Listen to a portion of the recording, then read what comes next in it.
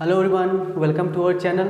तो जैसा कि आप सब जानते हैं कि हम यहाँ पर बीएड फर्स्ट सेमेस्टर का जो हमारा थर्ड पेपर है जिसका कि नाम है लिंग, विद्यालय और समाज यानी जेंडर, स्कूल एंड सोसाइटी, इसके बारे में डिस्कस करते हैं। और ये हमारे यूनिट सेकेंड चल रहा है। यूनिट सेकेंड के इस टॉपिक में आज हम पढ़ेंगे समाज में लिंगी असमानताएँ, पूर्वाग्रह, विभेद और रूढ़िबद्धता यानी gender inequality, biasness, stereotype and discrimination in society. देखिए जो टॉपिक है सब का सब एक ही है। असमानताएं करके पूछ देगा, पूर्वाग्रह पूछेगा, विभेद पूछ देगा, रूढ़िबद्धता पूछ देगा, ये सब एक ही हैं। तो इसीलिए मैंने इतनी बड़ी हेडिंग बनाई है। ठीक, तो आज हम इसके बारे में डिस्कस करेंगे, लेकिन उससे पहले आपसे थोड़ी बातें कर लेते हैं हम। हाँ, मैं जानता हूँ कि ये वीडियो आने में थोड़ी देर हो गई है, कुछ ज़्यादा ही देर हो गई है। और सब लोग मैसेज कर कमेंट कर बोल रहे थे कि सर नेक्स्ट वीडियो कब आएगी। एक्चुअली हुआ ये था कि थोड़ी सी एक छोटा सा एक्सीडेंट हो गया था जिसकी वजह से मुझे बेड रेस्ट लेना पड़ा।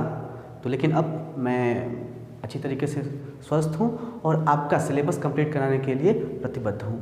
ठीक, तो you don't worry about your syllabus, you just focus on your exam. From now you will get my video in a regular way. Okay, let's back to our topic.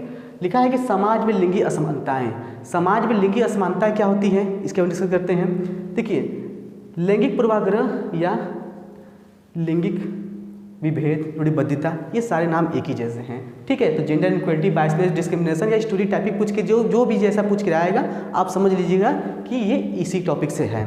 ठीक, तो ये क्या बोल रहा है कि लैंगिक पूर्वाग्रह से हमारा मतलब है बालक और बालिका में व्याप्त लैंगिक असमानता, जहां उनमें लिंग के आधार पर भेद किया जाता है। ठीक है, तथा समाज में शिक्षा में एवं पालन पोषण में बालकों से निम्न स्थिति में रखा जाता है। इन नॉर्मल वे आप बस ये समझिए कि जेंडर डिस्क्रिमिनेशन या जेंडर इनइक्वालिटी से मतलब ये है कि बालकों और बालिकाओं में जो लिंग के आधार पर, जेंडर के आधार पर जो बांटा गया है कि ये लड़की है इसको ये करना चाहिए, ये लड़का है इसको ये काम करना चाहिए। जैसा कि मैं पिछले वीडियो में बताते आ रहा हूँ। हाँ, अगर आपने वीडियो अब तक पिछले नहीं देखा हो तो प्लेलिस्ट बनी हुई है, आप जाकर देख सकते हैं। आप अगर वहाँ से शुरुआत करेंगे तो आपको एक एक टॉपिक अच्छी तरीके से समझ में आएगा। मैंने अपनी पूरी कोशिश किया है कि आपको अच्छी तरीके से समझा सकूँ। ठीक है, तो आप जाकर प्लेलिस्ट दे सकते हैं। ठीक, तो क्या था कि लैंगिक पूर्वाग्रह। लैंगिक पूर्वाग्रह का मतलब ये है कि समाज में, परिवार में या लोगों के द्वारा जो जेंडर डिस्क्रिमिनेशन किया गया है, जो लैंगिक भेदभाव किया गया है, इसी का नाम है हमारा लैंगिक असमानता।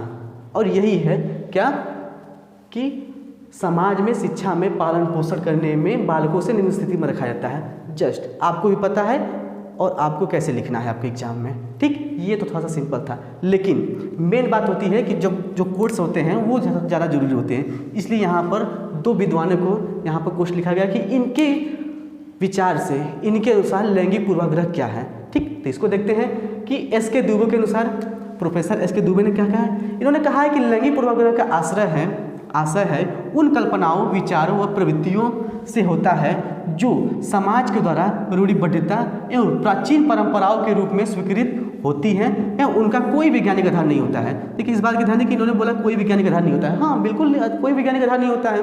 यानी आप भी देख सकते हैं कि बोला जाता है कि नहीं, महिलाओं को ये काम करना चाहिए, पुरुषों को ये काम करना चाहिए। क्या इसका कोई वैज्ञानिक आधार है? क्या वैज्ञानिकों ने कहा है कि हाँ पुरुषों को ये काम करना चाहिए और महिलाओं को ये काम करना चाहिए?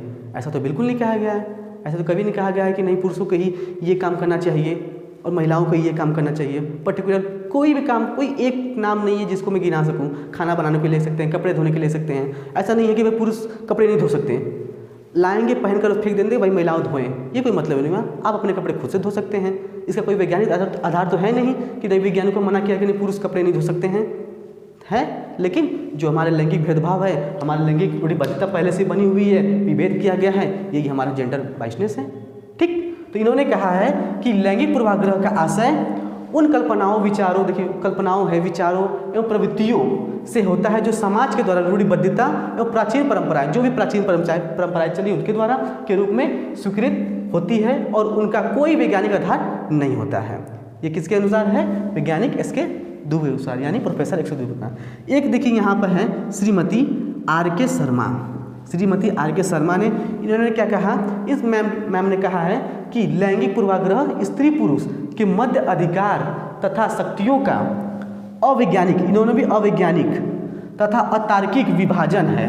यानी इनके अनुसार लैंगिक पूर्वाग्रह क्या है कि यह स्त्री और पुरुष के में अतार्किक और अवैज्ञानिक एक अंतर है, विभाजन है, जो स्त्री वर्ग को दुर्लभ, दुर्बल तथा निम्न स्तरीय बताने का प्रयास करते हैं एवं पुरुष वर्ग को प्रधानता की ओर प्रवृत्त करते हैं। हाँ बिल्कुल, कुछ ऐसे बहुत सारी बातें हैं जिनके अनुसार बोला जाता है कि नहीं, अरे यार ये औरत ये क्या काम करेगी।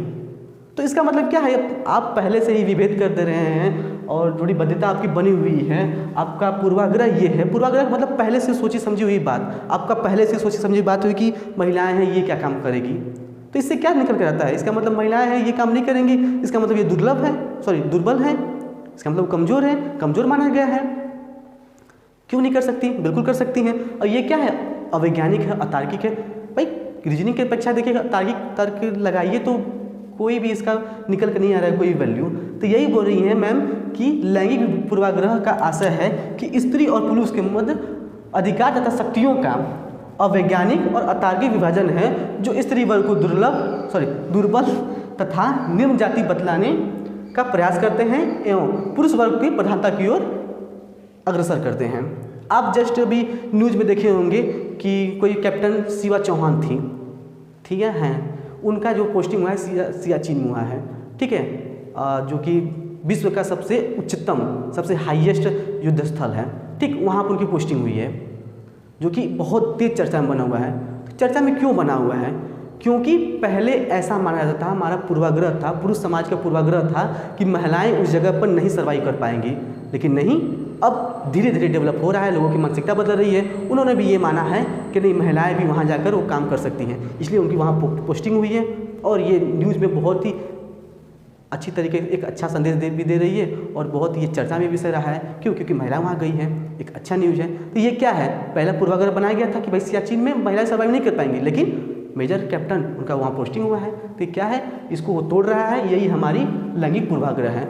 हम आगे देखेंगे इसके क्या क्या कारण हैं और क्या क्या उपाय हैं, जिसमें हम लैंगिक पूर्वाग्रह जो रूढ़िवादिता है, जो विभेद है, इसको हम अच्छी तरीके से डिफाइन करेंगे। ठीक, तो आप लोग जल्दी से स्क्रीनशॉट लीजिए, फिर हम आगे चलते हैं।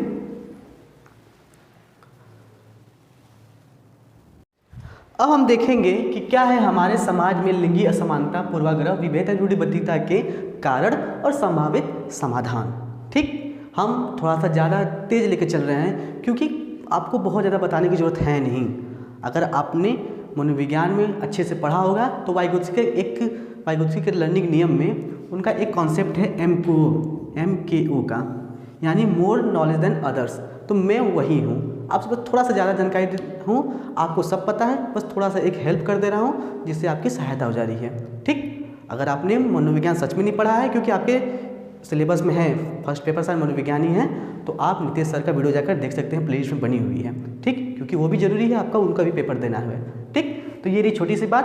तो आइए हम देखते हैं कि हमारा क्या है कारण और संभावित समाधान। सबसे हमारा पहला पॉइंट है कि प्राचीन मान्यताएं, सामाजिक लिंगी असमानता या विभेद का, पूर्वाग्रह का क्या कारण है। कारण ये है कि प्राचीन मान्यताएं का मतलब प्राचीन में ऐसी मान्यताएं थी कि महिलाओं को ये काम नहीं करना चाहिए, पुरुषों को ये काम करना चाहिए। यानी आज नहीं, प्राचीन बहुत ही पहले के ज़माने से ही हमारा लिंगी विभेद चल रहा है। आप खुद देख सकते हैं, किताब पढ़े होंगे तो कुछ गिनी चुनी हुई महिलाओं का नाम आता है जो कि पढ़ी लिखी थी, कुछ गिनी चुनी ही, अपाला घोषा, ऐसे नाम गार्गी, बस। वो भी क्यों, क्योंकि वो लोग ऋषि मुनियों की पत्नी थी, जस्ट।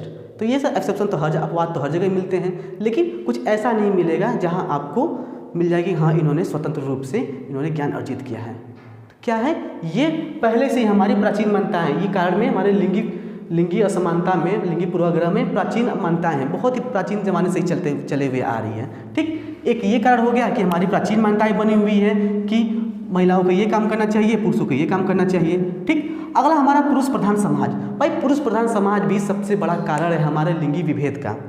ठीक, पहले के ज़माने में क्या होता था कि पुरुष प्रधान मतलब इतना ज़्यादा उनका वर्चस्व था कि उनको तो मना किया गया था। और कुछ प्राचीन मान्यताएं ऐसी थी कि ऐसा बनाया गया था कि अगर महिलाएं पढ़ लेंगी तो उनके पति की मृत्यु हो जाएगी। आपने जस्ट अभी पढ़ा, श्रीमती R.K. शर्मा ने क्या बोला कि ये अवैज्ञानिक अतार्किक है, यही हमारा लिंग पूर्वाग्रह है। आप ये बताइए कि अगर कोई महिला पढ़ लेती है तो क्या उससे उसके पति की मृत्यु हो जा रही है? नहीं। ये किस हिसाब से आपको वैज्ञानिक लग रहा है या किस हिसाब से तार्किक लग रहा है? तो यही क्या है, हमारे पुरुष प्रधान समाज का पूर्वाग्रह, पुरुष प्रधान समाज का पहले से ही विचारधारा है कि महिलाएं अगर पढ़ लेंगी तो क्या है कि वो मर जाएगा। ठीक, तो ऐसी ऐसी संकीर्ण विचारधारा के लोग पढ़े थे। क्या था कि अगर आपने इतिहास पढ़ा होगा तो एक कोई लेखिका थी, मुझे नाम नहीं याद आ रहा, लेकिन हाँ, वो भारत की सबसे पहली आत्मकथा लिखी थी, अमार जीवन, बंगाल से थी। वो क्या है, छुप छुप के लिखी, मतलब छुप छुप के पढ़ी थी। वो भारत का सबसे पहला लिखा हुआ आत्मकथा था, अमार जीवन। ठीक है, वो थी। एक और रुकैया सहावत नाम की कोई एक महिला थी, उन्होंने भी इस पुरुष प्रधान समाज में छुप छुप कर पढ़ना सीखा था। ठीक है, तो ये कुछ उदाहरण हैं जो हमारा जो पुरुष प्रधान समाज है उसको तोड़ते हुए आगे बढ़ रही है। कारण में हम यही देखेंगे कि प्राचीन मान्यताएं हैं, जैसा कि मैंने आपको एग्जाम्पल बताया, पुरुष प्रधान समाज है, जिसमें कि आपको एग्जाम्पल बताया कि किस प्रकार से लोगों को महिलाओं को मना किया गया था शिक्षा ग्रहण करने के लिए, और क्या क्या मतलब अतार्किक अवैज्ञानिक उसमें विचार दिए गए थे, तर्क रखे गए थे कि क्यों नहीं पढ़ना चाहिए, कि पुरुष की मृत्यु हो जाएगी, उसके पति की मृत्यु हो जाएगी। ऐसा तो कोई बात है नहीं, ये तो बिल्कुल इलॉजिकल बात है।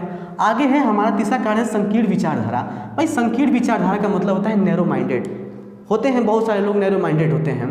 आपको एग्जांपल मैं अपने खुद घर का ही दे रहा हूँ कि हमारी मासी और मम्मी का दोनों लोग की शादी एक साथ हुई। उस ज़माने में दोनों लोग को, हाँ, नाना जो थे थोड़ा सा उच्च विचारधारा के थे, तो उन्होंने दोनों लोग को बहुत ही अच्छी शिक्षा दी हुई थी। उस ज़माने में वो लोग मतलब ग्रेजुएशन कर उन लोग की शादी हुई थी, ग्रेजुएशन कर यानी जहाँ वो गई थी मासी हमारी, जहाँ मम्मी हमारी आई थी, यानी गाँव में, पूरे गाँव में आई थिंक 2-3 गाँव में उनके जितना पढ़ा लिखा, यानी ग्रेजुएशन की हुआ कोई नहीं था। मासी गई, वहाँ का उनको जो फैमिली मिली बहुत ही लिबरल मिला, यानी उच्च विचारधारा का मिला, तो वो अपने शुरुआती एज में ही उन्होंने जॉब ले लिया, टीचिंग का अपना जॉब ले लिया। मम्मी घर आई, यहाँ पर क्या था, मेरे पिता का खुद संकीर्ण विचारधारा थी। उनका क्या कहना था कि नहीं, मेरी माँ काम करेंगी, आप नौकरी करोगे। क्या है ये संकीर्ण विचारधारा है। देखिए, ये सब बताने में किसी को भी कोई भी आपत्ति नहीं होनी चाहिए, कोई भी संकोच नहीं होना चाहिए, क्योंकि आप खुद अपने आँख के सामने भी देखे होंगे, आपके घर में खुद हो रहा होगा। तो ये क्या है, लैंगिक पूर्वाग्रह ये तो है, लैंगिक पूर्वाग्रह है, असमानता ये तो है। नैरो माइंडेड सोच था, संकीर्ण विचारधारा थी कि नहीं मेरी माँ काम करेगी, आप पढ़ाने जाओगी, क्या करोगे ये सब कर। ये छोटी सोच थी उनकी, लेकिन धीरे धीरे मेरी दादी थी, मम्मी को थोड़ा सपोर्ट करती थी। क्या है वो एक और था, पुरुष प्रधान समाज था, हमारा घर पुरुष प्रधान समाज है। आज भी जो डिसीजन लिए जाते हैं पिताजी के द्वारा ही लिए जाते हैं, तो ये पुरुष प्रधान समाज है। ये भी लैंगिक असमानता के बहुत बड़ा उदाहरण है। ठीक, तो दादी ने थोड़ा सपोर्ट किया। अच्छा, आपको एक पता, मतलब हम लोग जब इंटर में आ गए, हम दीदी इंटर ग्रेजुएशन में आ गए, तब मम्मी जाकर एक टीचिंग के मतलब गवर्नमेंट टीचर बनी। तो उनकी भी एक इच्छा थी कि मैं भी टीचर बनूँ। भाई देख रही थी मासी को कि उन्होंने पढ़ाई लिखाई की, वो टीचर बन गई हैं, और मम्मी को भी इच्छा थी कि भाई मैं भी पढ़ाऊँ, इतना पढ़ी लिखी हूँ, लेकिन कुछ कर नहीं रही हूँ। लेकिन संकीर्ण विचारधारा की वजह से वो कर नहीं पा रही थी। लेकिन धीरे धीरे पिताजी की भी हमारी थोड़ी सी विचारधारा खुली, तो उनको लगा कि नहीं यार, हाँ, उनको इनकी भी ज़िंदगी है, इनको भी आगे बढ़ना चाहिए। तो आज मम्मी टीचर हैं। ठीक, तो ये रही हमारी संकीर्ण विचारधारा की बात। तीसरा कारण हो गया, और है सांस्कृतिक कुप्रथाएँ। सांस्कृतिक कुप्रथाओं का मतलब ये है कि बहुत सारी ऐसी संस्कृति, कल्चरल ऐसी जो रिट्स हैं, राइट्स हैं, ठीक है, रिचुअल्स हैं, उसमें ऐसे बताया गया है कि महिलाओं को ये काम नहीं करना चाहिए। बहुत सारी ऐसी जगह हैं, महिलाओं को ये काम नहीं करना चाहिए, महिलाओं को वो काम नहीं करना चाहिए। कहीं मंदिरों पर रोक है, तो कहीं मस्जिदों पर रोक है कि नहीं, महिलाओं को मस्जिद नहीं बनाना चाहिए, उनको नमाज नहीं पढ़ना चाहिए, बाहर नहीं निकलना चाहिए, पर्दा प्रथा मनाना चाहिए। ये सब क्या है, पूर्वाग्रह है, विभेद है, मतलब जो भी आप इसमें से नाम ले सकते हैं, सब यही है। ठीक, तो ये और कारण बन जाता है हमारे लिंगी असमानता का, सांस्कृतिक कुप्रथाएं। दोषपूर्ण शिक्षा प्रणाली भी हमारे लैंगिक पूर्वाग्रह या लैंगिक विभेद का सबसे बड़ा कारण बनता है कि दोषपूर्ण शिक्षा प्रणाली ऐसी है, मतलब धीरे सुधार हो रहा है, लेकिन था क्या कि लड़कों को ज़्यादा आगे बढ़ने के लिए जोर दिया जाता था और लड़कियों को थोड़ा सा कम। तो कारण में हमारे दोषपूर्ण शिक्षा प्रणाली को रख सकते हैं।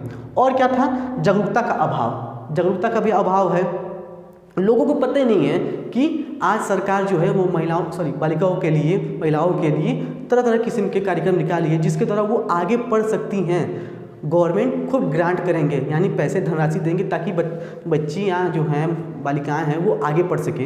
इंटर पास करिए तो उनको इतना रुपये मिल रहे हैं, हाई स्कूल पास करिए तो इतना रुपये मिल रहे हैं, ग्रेजुएशन करने के लिए अब तो पैसे मिल रहे हैं। लेकिन माता पिता को, पेरेंट्स को क्या है कि जागरूकता का अभाव है, जिसके कारण उनको पता नहीं चल रहा है कि नहीं ये सब भी चीज़ें हैं। आज के हमारे जो भाई बहुत सारी जो आधी से ज़्यादा आबादी है ग्रामीण इलाकों में रह रही है, तो ग्रामीण इलाकों में है तो जागरूकता का अभाव है, लोगों को पता नहीं चल पा रहा है कि ये सब स्कीम सरकार द्वारा निकाली गई है। तो ये हमारे कार्ड बन जाते हैं हमारे क्या है लैंगिक असमानता यानी लैंगिक पूर्वाग्रह के बारे में। अब हम देखते हैं कि क्या है संभावित समाधान, जिसमें जागरूकता का प्रचार सबसे पहला सोल्यूशन हो सकता है। वही जागरूकता का प्रभाव प्रचार, जैसे मैंने बताया कि जहां अभाव है वहीं प्रचार प्रसार करिए, लोगों को बताइए। भाई ये सरकार की जिम्मेदारी है, और एज ए टीचर, आप टू बी ए टीचर आपकी भी एक जिम्मेदारी बनती है कि आप भी, अब देखिए जो हमारे NCF 2005 आया हुआ है वो क्या किया है कि विद्यालय को समाज से जोड़ दिया है। यानी अब समाज के लोग और विद्यालय के जो शिक्षकगण है, प्रधानाध्यापक है, जो भी पूरा कम्युनिटी है विद्यालय की, वो समाज से इंटरेक्ट कर सकती है।